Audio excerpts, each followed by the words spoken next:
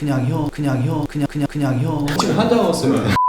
묵주기도를 우리가 이제 자주 바치는 이런 의미들을 이해했고요. 이제 묵주기도를 바치는 순서, 방법 이런 부분들에 대해서 좀 우리 시청자분들에게 들려주실 만한 팁이 있으실까요? 저는 그 묵주기도를 바칠 때 약간 구조화시켰을 때 좀 쉽게 이야기해서요. 네. 이렇게 말씀드리고 싶어요.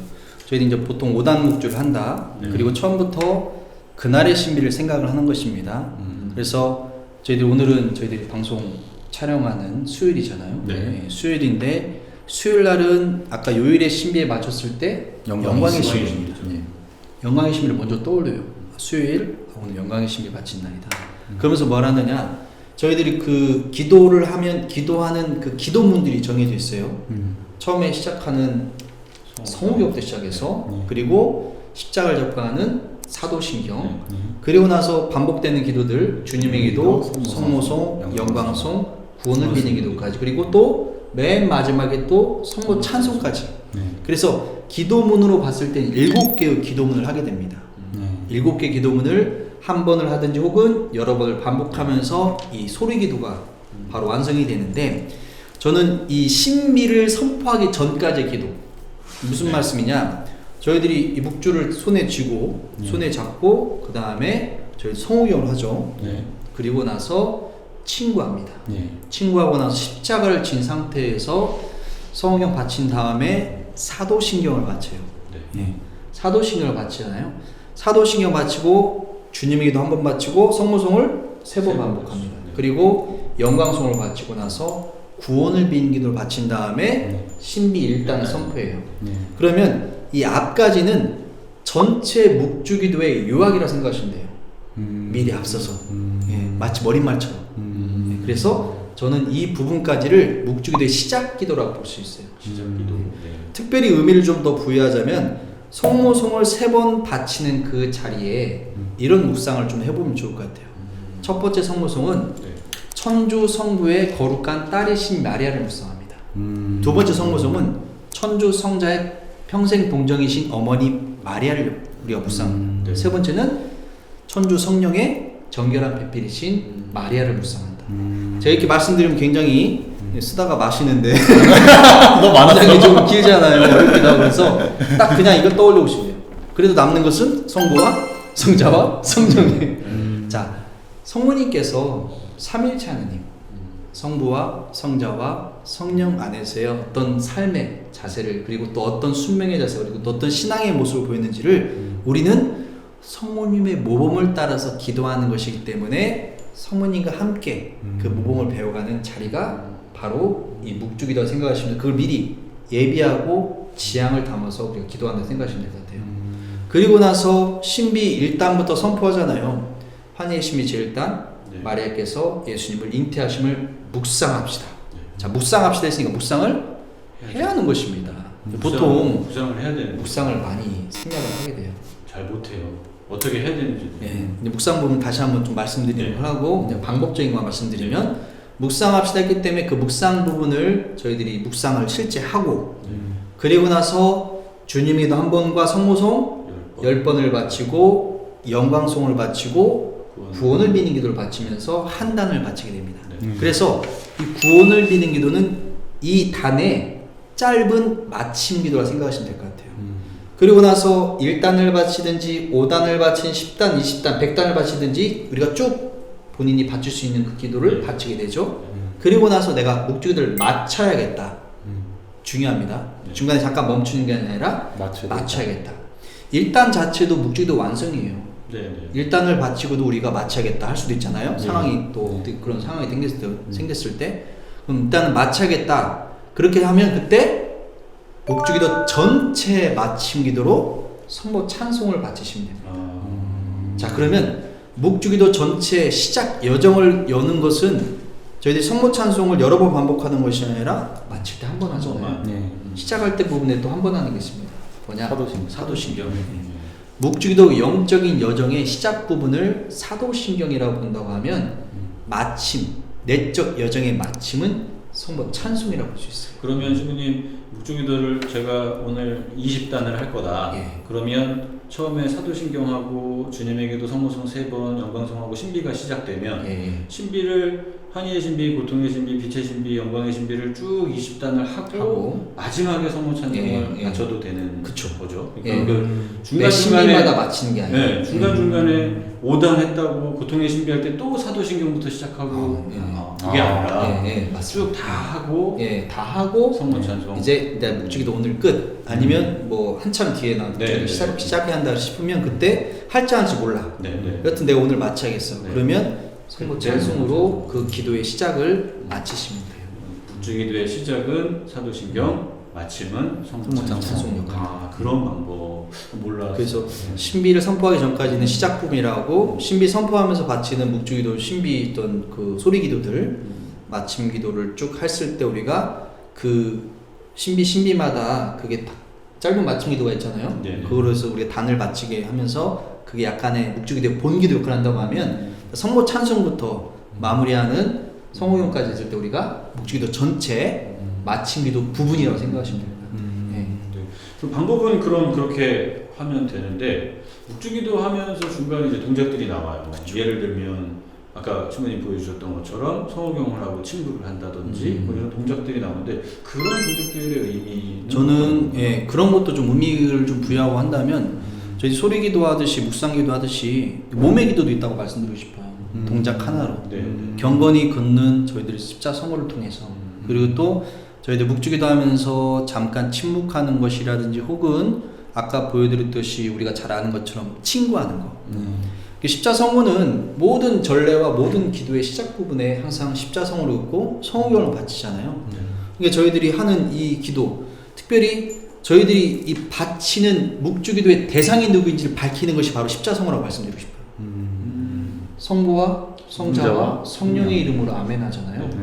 이 묵주기도는 성모님께서 함께 해주시지만 결국 이 기도의 목적지, 기도를 들어주신 분 누구시나 바로 하느님이시거든요. 삼위일체 하느님. 바로 그걸 첫 번째로 밝히는 것. 일종의 우리가 편지를 썼을 때 수신이 누구에게 쓸 것이냐라고 우리가 생각하면서 하는 것처럼 이 기도의 목적지, 내 기도를 들어주신 분은 바로 하느님이시기 때문에 그 십자성호는 그래서 그러한 의미 안에서 경건하게 거룩하게 십자성호를 그으면서 시작을 하시면 되고 그리고 나서 저희들 묵주기도 할 때 또 주의하는 것이 침묵이에요. 친비를 바칠 때 친비 선포를 하고 나서 그리고 나 소리기도로 이어지기 바로 전까지 그때 저희들이 뭐 환희의 신비 제1단 마리아께서 예수님을 잉태하심을 묵상합시다. 묵상할 때 막 떠들면서 혼자 막 하는 건 아니에요. 물론 공동체가 할 때는 그 신비에 대해서 설명해 주시면 해주실 수 있어요. 그 의미를 헤아리도록 묵상을 이끌도록 도와줌이 있어서 그때 말을 하지만 개인적으로 할 때 그런 묵상의 어떤 의미들을 머릿속으로 헤아릴 수 있지만 그것은 또 침묵 가운데 이루어지는 경우가 많이 있거든요. 침묵도 일종의 기도의 동작 중에 하나라고 볼 수 있습니다. 저희들이 미사할 때 성체 영하고 나서 감사 침묵 기도를 바치잖아요. 그것도 전례 중에 하나잖아요. 그런 것처럼 저희들 기도의 일부인 침묵 또한 굉장히 중요하기 때문에 그런 의미에서 저희들 하느님 말씀을 정말 귀 기울여 듣는 내 말을 삼가고 주님의 말씀을 듣는 정말 나를 멈추고 하느님을 아는 시간이라고 볼 수 있죠. 그래서 침묵하는 것도 있고 또 한 가지는 친구예요. 친구하는 것은 바로 어디에다 하느냐? 예수님의 십자가 발에 있어요. 그러니까 발을 하는 것은 어떻게 보면 어떤 분들은 그게 의식이 안 되기도 하고 그냥 하니까 따라서 하는 경우도 있어요. 하물며 이제 세례 받은 지 얼마 안 되신 분들 혹은 레조 하시지만 또 기도가 좀 생소하거나 좀 잘 못 하신 분들은 익숙하지 않으니까 자꾸 입에다 뭘 대니까 궁금하잖아요. 그렇죠. 자기도 따라는 해. 근데 어디다 하는지는 잘 몰라요. 물어보니까 단전이 뭐 어디다 하는 거 딱 보니까 아 예수님 발했다 해. 그러면 이제 예수님 발했다 하는 거 다 알아. 그래서 이제 그 발에다 하는 이유가 있을 거 아니에요. 그렇죠. 단장님한테 물어보는 거죠. 단장님 왜 예수님 발에다요? 단장님들이 늘 하시는 말씀이 있어요. 그냥요. 그렇죠. 그냥요.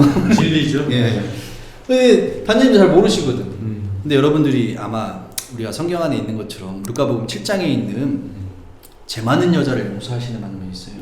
이건 사복음서에 다 나와 있지만 특별히 루카복음 7장에 나와 있을 때 예수님께서 바리새인 집에 초대받으셔서 그 집에 앉아 계실 때 향유가 든 옥합을 들고 있는 여인 하나가 찾아옵니다. 그 동네 이미 재 많은 여자로 소개받았어요. 이미 다 그냥 소문이 짱난 여자. 근데 이 여자가 오면서 뭐냐? 예수님 발치에 서서 울어요. 눈물을 뚝뚝 흘리는 것입니다. 근데 흘린 눈물이 뭐예요? 예수님의 발을 적십니다. 발을 적실 정도면 이건 그냥 아마 대성통곡이죠. 눈물 좀 흘려보셨나? 아, 좀 많죠. 여인 남자가. 그냥 이게 막 흐른다는 게 그냥 요즘은 저도 나이가 들어서 그런지 좀 슬픈 장면 봐도 그냥 눈물이 자꾸 나와서 그냥 이게 근데 사실 이게 그냥 그렇게 나는 게 아니라 좀 오다가 말라버려 그냥 말라버리거든. 근데 뚝뚝 흘리는 눈물은 정말 발을 적실 정도로 완전히 그냥 이 깊은 곳에서부터 정말 참회의 눈물을 흘린 것이거든요.